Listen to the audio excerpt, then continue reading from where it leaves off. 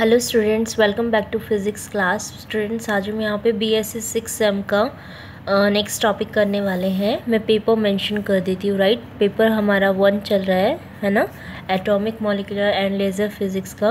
बच्चे यहाँ पे जो हम कर रहे हैं वो सेकेंड यूनिट हमने स्टार्ट की हुई है।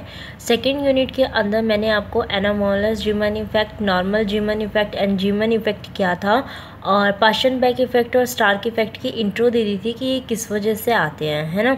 तो अब हमें क्या करना है, जैसे हमने कल के लेक्चर के अंदर एनामोलस जीमन इफेक्ट जैसे किया था, या फिर मतलब उस इफेक्ट के अंदर आपने एक जी फैक्टर वहाँ पे लिखा हुआ था, और जी फैक्टर का जो रिज़ल्ट है वो मैंने कहा था आपको कि इस तरीके से इसका लिखा जाता है।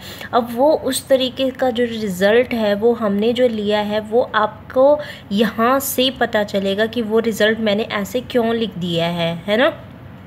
तो अच्छा, मैं एक काम करती हूँ, आपको वो लेक्चर देने से पहले आपको मैं ये वाला लेक्चर दे देती हूँ। लैंडिस जी फैक्टर वाला जो लेक्चर है मैं आपको पहले ये वाला मतलब प्रोवाइड करवा देती हूँ, उसके बाद मैं आपको एनामोलस जीमन इफेक्ट वाला दे दूँगी, ताकि आपको पता चल जाए कि हाँ, जी फैक्टर जो हमने वहाँ पे यूज़ किया है वो मैंने इसके लिए है। मैंने पहले आपको वहाँ पे एनामोलस जीमन इफेक्ट का लेक्चर प्रोवाइड करवा दिया, लेकिन अब मैं सोच रही हूँ कि पहले मैं लैंडिस स्प्लिटिंग फैक्टर यानी कि जी फैक्टर को आपको प्रोवाइड करवा दूँ, ताकि आप वहाँ से ईजीली उस चीज़ को लिख सको, ठीक है।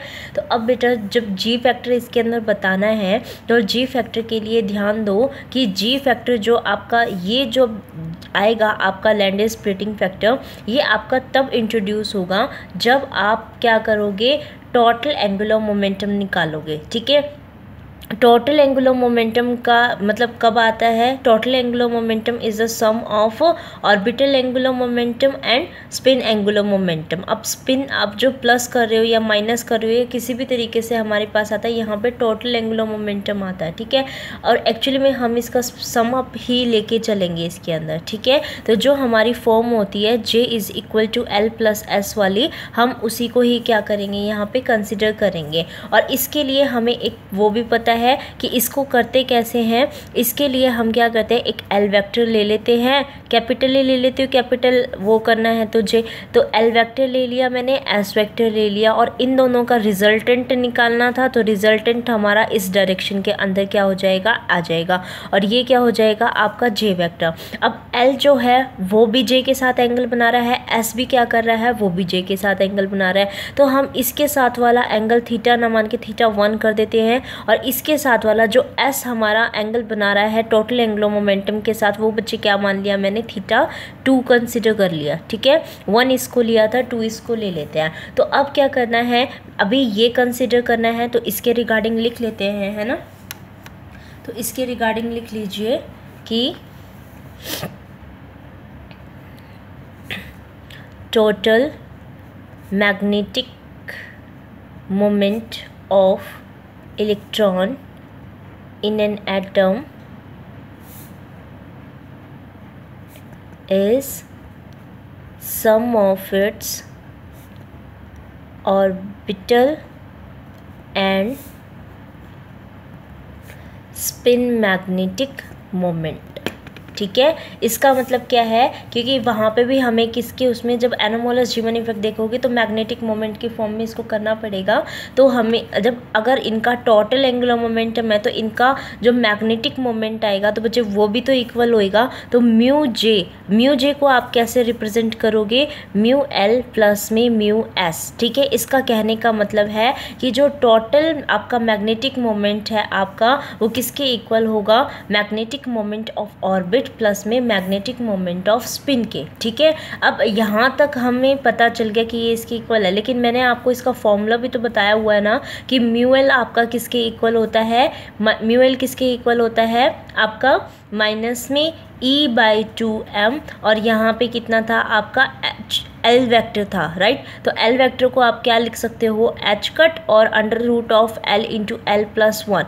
यहाँ पे 1 किसके लिए आता है, ऑर्बिट के लिए। अगर मैं स्पिन का केस लूँगी तो यहाँ पे 2 हो जाएगा, इतना हमें कंफर्म है ना, ठीक है। तो अब हमने यहाँ पे ये लिखा हुआ है, तो अब आपको ये पता है कि एन जो जे वेक्टर है वो किसके इक्वल है, एल वेक्टर प्लस में एस वेक्टर के इक्वल है, where magnitude of J we know we can represent the magnitude of J as under the root of J into में J plus 1 into H cut, and L vector, magnitude of L vector can be represented as L into L plus 1 into H cut, and also magnitude of S in the similar way can be represented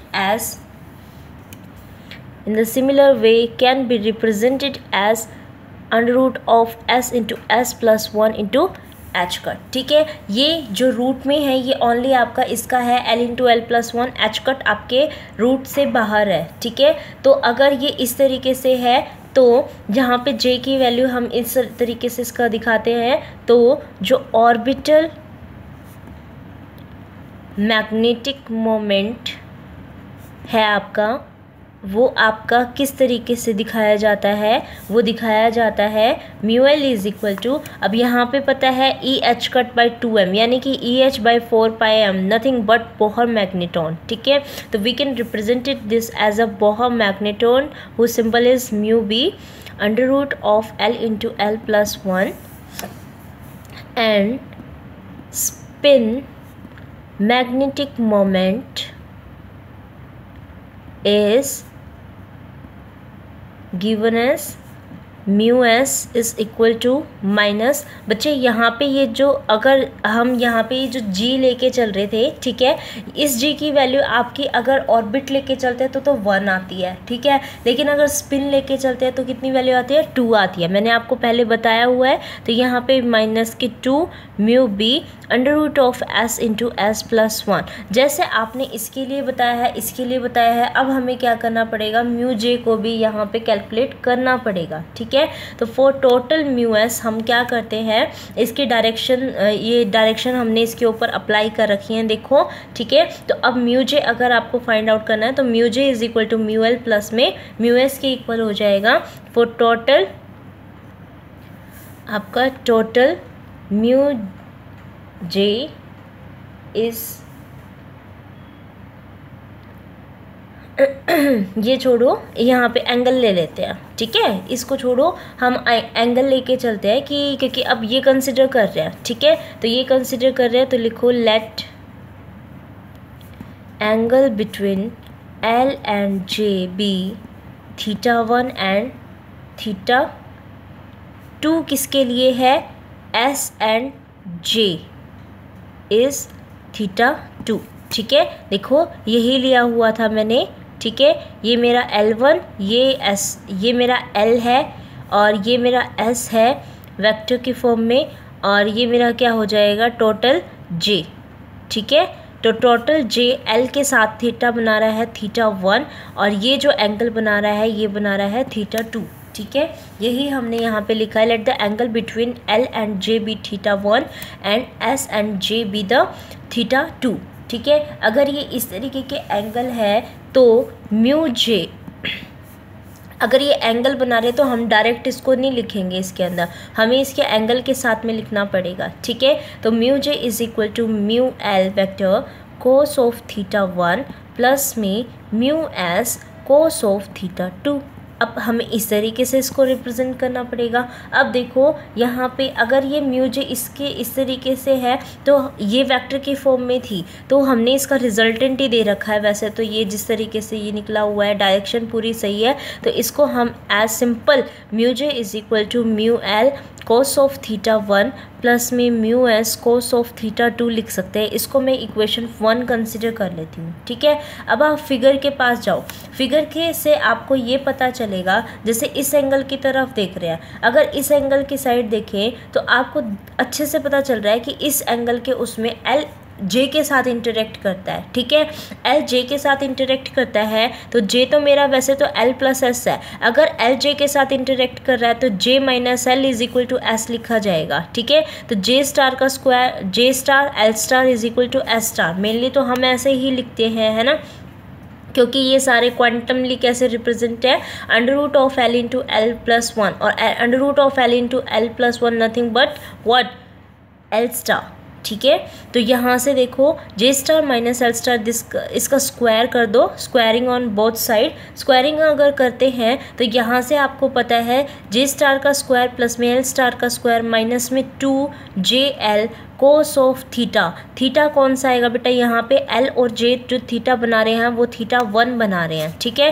तो ये theta 1 और इस equal to किसके, S star का square के equal है, ठीक है। तो अब हमें क्या चाहिए यहाँ से, अब अपने को यही एंगल्स चाहिए। देखो कॉस थीटा 1 है, कॉस थीटा 2 है, तो अब हमें इनकी वैल्यू चाहिए। तो हम यहाँ से क्या लिखेंगे कि कॉस ऑफ थीटा 1 हमारा क्या आता है, कॉस ऑफ थीटा 1 आपका यहाँ पे जे स्टार एल स्टार आएगा। इस टर्म को इस साइड लेके चली जाती हूँ और एस स्टार का स्क्वायर को मैं लेफ्ट हैंड साइड ले आती हूँ। तो जे स्टार का स्क्वायर प्लस में एल स्टार का स्क्वायर माइनस एस स्टार का square divided by 2 times J star into में एल स्टार, ठीक है। और जिसको हम कैसे रिप्रेजेंट करते हैं, जे स्टार का स्क्वायर का मतलब J into J plus 1 plus में L into L plus 1 minus S into S plus 1 divided by 2 under the root of j into J plus 1 under the root of l into L plus 1, ठीक है। Similarly हम क्या कर सकते हैं, similarly cos of theta 2, theta 2 किसके साथ है बेटा, थीटा 2 देखो s और j की इंटरेक्शन हो रही है वहाँ पे, ठीक है। s और j की इंटरेक्शन हो रही है तब थीटा 2 आता है। तो यहाँ पे देखो जिसके साथ जिसकी इंटरेक्शन हो रही थी वो ही पॉजिटिव थे, जिसकी नहीं हो रही थी वो नेगेटिव में। अब यहाँ पे s की j के साथ हो रही है, तो यानी कि j स्टार का स्क्वायर प्लस में s स्टार का स्क्वायर माइनस में l स्टार का स्क्वायर, ये बन जाएगा, है ना। यहाँ पे ये एंगल बन जाएगा। और इसको हम किस तरीके से लिख सकते हैं, मैं यहाँ पे ओपन करके लिख रही हूँ, आप ऊपर वाला भी कर लेना। j into J plus 1 plus में s into S plus 1 minus में l इंटू एल प्लस 1 और यहाँ पे कितना हो जाएगा आपका 2 under the root of j into J plus 1 और under the root of s into S plus 1। Similarly आप यहाँ पे l के लिए भी लिख दोगे, ठीक है। अब देखो यहाँ पे इतना तो आ गया है ना, 2 टाइम्स लिख दिया था ना, ठीक है। तो यहाँ पे ये हमारा रिजल्ट पूरा आ गया है। अब हमें क्या बताना है, इक्वेशन फर्स्ट के लिए बताना है, जो हमने यहाँ पे cos theta 1 and cos theta 2 की वैल्यू फाइंड आउट करी है। Put value of cos theta 1 and cos theta 2 in equation 1। हम इन दोनों वैल्यूज़ को फर्स्ट इक्वेशन में पुट कर देते हैं। जब हम फर्स्ट इक्वेशन में इसको पुट करेंगे तो वहाँ पे देखो म्यू एल आपका ये हो जाएगा, ठीक है। और यहाँ पे देखो आपका म्यू एल किसके इक्वल था, आपका माइनस में ये माइनस म्यू बी इंटू में दिस के इक्वल है और ये किसके इक्वल है, माइनस में 2 टाइम्स म्यू बी इंटू में दिस के इक्वल है और बीच में आपका वो एंगल दिया हुआ है। तो हम एक काम करते हैं, म्यू एल को खाली, क्योंकि एल के उसमें वेक्टर उसमें था तो उसको छोड़ के एक बारी माइनस म्यू बी की फॉर्म में हम लिख लेते हैं, ठीक है। देखो अब अगर म्यू बी की फॉर्म में अगर हमें इसको लिखना है तो ध्यान से देखो, म्यू बी की फॉर्म में लिखना है mu L is equal to minus mu B under root of L into L plus 1। और यहाँ से देखो, अगर यहाँ से देखेंगे इसकी वैल्यू जैसे हमने इसको लिखा था तो ये कितना हो गया आपका, जैसे cos थीटा 1 इसमें भी पुट कर रहे हैं तो j इंटू में j प्लस 1 प्लस में l into L plus 1 minus s into S plus 1 divided by 2 under root of j into J plus 1 under root of L into L plus 1, ठीक है, under root of L into L plus 1। अब यहाँ पे इसके साथ में क्योंकि हम कैपिटल के लिए बात कर रहे हैं तो ये आपका कैसा हो जाएगा, कैपिटल ही हो जाएगा, ठीक है। सब जगह हम मैग्नीट्यूड कैपिटल में लेके चल रहे बच्चे, तो इसको कैपिटल में ही लिखना, राइट। अब देखो इसके अंदर अगर इस तरीके से ये हो रहा है तो यहाँ पे इसके साइड में है तो ये अपने फॉर्मूले में म्यू एल है, म्यू एल की वैल्यू अगर मैं ये पुट करूँगी तो कितना हो जाएगा, ध्यान से देखो म्यू एल की वैल्यू को मैं पुट करने जा रही हूँ माइनस के म्यू बी, ठीक है, माइनस के म्यू बी और ये वाला फैक्टर तो यहाँ आ ही रहा है, ठीक है। तो मैं इसको क्या कर देती हूँ, कैंसिल आउट कर दूंगी क्योंकि अपने पास तो cos थीटा भी है फिर, ठीक है। तो cos थीटा की अगर मैं ये पूरी वैल्यू पुट करूँगी तो ये जो मल्टीप्लाई में था और ये डिवाइड में था ये दोनों कैंसिल आउट हो जाएंगे, तो मैंने उसको तो छोड़ दिया और यहाँ पे क्या लिख दिया, j इंटू में j प्लस 1 प्लस में l इंटू में l plus 1 minus s into S plus 1 divided by 2 under root of J into J plus one. Simply मैंने इतना लिख दिया, ठीक है। अब अगर मैं इसके पास जाऊँ म्यू एस के पास, म्यू एस के अंदर कितना रिजल्ट है माइनस के 2, म्यू बी माइनस मैंने कॉमन ले रखा है तो प्लस में आ जाएगा ये, और म्यू बी मैंने कॉमन लिया हुआ है, ठीक है। अब यहाँ कितना है, अब कोस थीटा 2 की वैल्यू पुटअप करनी है। कोस थीटा 2 की वैल्यू ये है, अगर मैं इसकी वैल्यू इसमें पुट करूँगी तो म्यू बी तो मैंने बाहर ले लिया, अंडर रूट ऑफ दिस ये आपका न्यूमिनेटर में है, और यहाँ पे ये under root of S into S plus one denominator में आपस में कैंसिल आउट हो जाएंगे।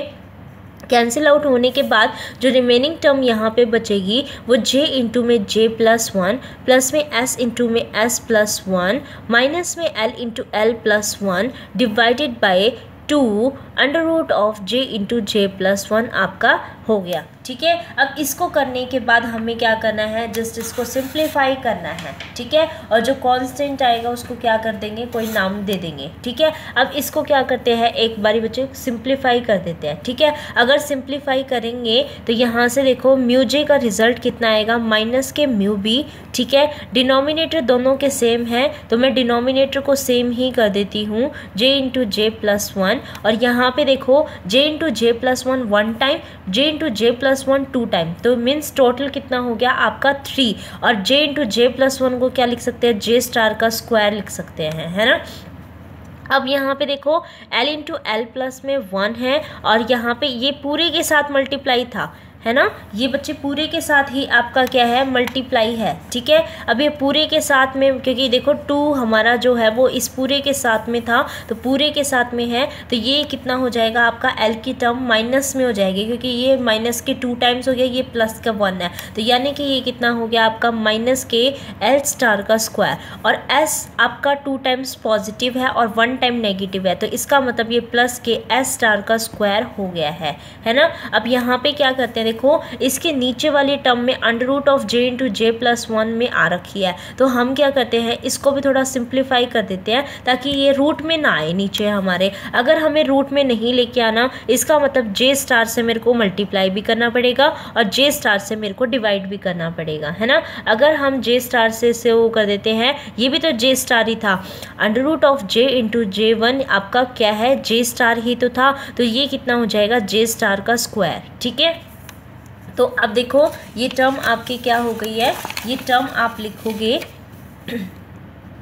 Mu J is equal to, किसके इक्वल है, माइनस के म्यू बी, ठीक है। और जे स्टार जो आपने मल्टीप्लाई किया था वो आपने यहाँ लिख लिया, 3 जे स्टार का स्क्वायर प्लस में एस स्टार का स्क्वायर माइनस एल स्टार का square divided by 2 J star का स्क्वायर, ठीक है। तो ये जो फैक्टर आपका यहाँ से निकला है, ये इसको क्या बोलते हैं, लैंडीज जी फैक्टर बोलते हैं, ठीक है। इसी को ही क्या बोलते हैं, लैंडीज जी फैक्टर, जो टोटल मैग्नेटिक जो टोटल आपका एंगुलर मोमेंटम है उसके लिए फाइंड आउट होता है। तो ये जो जी जे है ये कितना है आपका 3 जे स्टार का स्क्वायर प्लस में एस स्टार का स्क्वायर माइनस एल स्टार का square divided by 2 J star का स्क्वायर है, ठीक है। अब इसको क्या कर सकते हैं हम, और स्प्लिट कर सकते हैं, कैसे, ये आपका 3 टाइम्स है, इस 3 टाइम्स को आप क्या कर सकते हो, एक बार यहाँ पे तो जे स्टार का स्क्वायर कर देती हूँ 2 टाइम्स, और प्लस में क्या कर देती हूँ, जे स्टार का स्क्वायर, ठीक है, प्लस में एस स्टार का स्क्वायर माइनस एल स्टार का स्क्वायर। अब डिनोमिनेटर में ये तो पूरी टर्म के है, तो मैं इसके नीचे भी 2 टाइम्स जे स्टार का स्क्वायर कर देती हूँ और इसके नीचे भी क्या कर सकती हूँ, जे स्टार का स्क्वायर कर सकती हूँ। तो ये तो आपका कैंसिल आउट होके कितना आ गया, 1, तो 1 प्लस में जे स्टार का स्क्वायर प्लस में एस स्टार का स्क्वायर माइनस एल स्टार का स्क्वायर डिवाइडेड बाय, यहाँ पे 2 भी था, 2 टाइम्स जे स्टार का स्क्वायर, ठीक है। तो आप इस फॉर्मूले को बिल्कुल ध्यान से देखना, क्योंकि इसके ऊपर क्या आते हैं, आपके न्यूमेरिकल भी आते हैं, ठीक है। तो आपके 2-3 फॉर्मूले यहाँ पे हो चुके हैं। एक तो हो गया कॉस थीटा, जो आपका एल और एस के बीच में जो बनता है वो आपका होता है जे इंटू में जे प्लस वन माइनस में L into L plus one minus S into S plus one divided by 2 under the root of L into L plus 1 under the root of s into S plus 1. ठीक है, this is the first formula, this is the second formula, and the third formula is cos of theta coming from the space quantization which can be represented as Lz vector upon में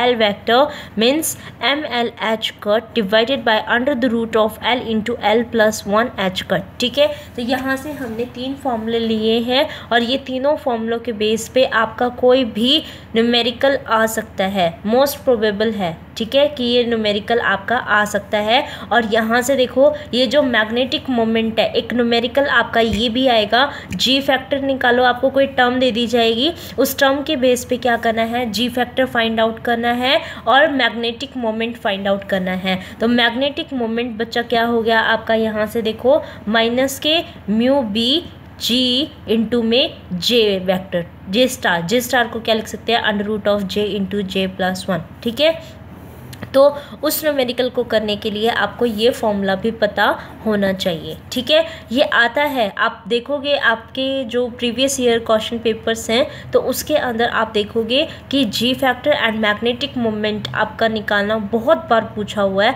तो इसको बिल्कुल ध्यान से करना है कि किसी भी उसमें मैग्नेटिक जो आपका मोमेंट है, ठीक है, टोटल आपका वो कैसे, आपका फॉर्मूला क्या होता है, तो वो ये है. और क्वेश्चन कैसे देगा, एक टर्म दे देगा. जैसे आपको क्या टर्म दे दी उसने, टर्म दे दी सपोज 2p और यहाँ पे कोई भी टर्म इस तरीके से इसके बिहाफ पे जितनी जे, क्योंकि यहाँ पे अगर 2 आ रहा है इसका मतलब इसकी जो स्पिन है वो हो गई हाफ. ठीक है, और यहाँ l की वैल्यू कितनी है 1, तो j की वैल्यू कितनी हो गई आपकी 3/2 और 1/2. ठीक है, लेकिन इसमें से वो एक ही वैल्यू आपको देगा. ठीक है, तो वो जो एक वैल्यू इसके अंदर देगा, जैसे आपको सपोज दे दी 2p 3/2, आपको ये टर्म उसने दे दी. ठीक है, इस टर्म के बेस पे आपको क्या करना है, एल एस जे की वैल्यू फाइंड आउट करनी है और वो यहाँ पुट करनी है और यहाँ पे पुट करनी है. यहाँ पुट कर दोगे तो आपको g factor, Lande's g factor मिल जाएगा. यहाँ पुट करोगे तो मैग्नेटिक मोमेंट उसका फाइंड आउट हो जाएगा. ठीक है, तो नेक्स्ट क्लास के अंदर मे बी मैं आपको न्यूमेरिकल भी लेके आ जाऊँ यहाँ पे. ठीक है, कि भाई न्यूमेरिकल कैसे सॉल्व होंगे वो भी करके देख लेंगे. ठीक है, thank you for watching this video बच्चे. इसके बाद का लेक्चर मैं आपको एनोमोलस जीमन इफेक्ट वाला दे दूँगी. ठीक है, पहले ये वाला ही दे रही हूँ, उसके बाद वो वाला आपको प्रोवाइड करवा दूँगी. Okay, thank you.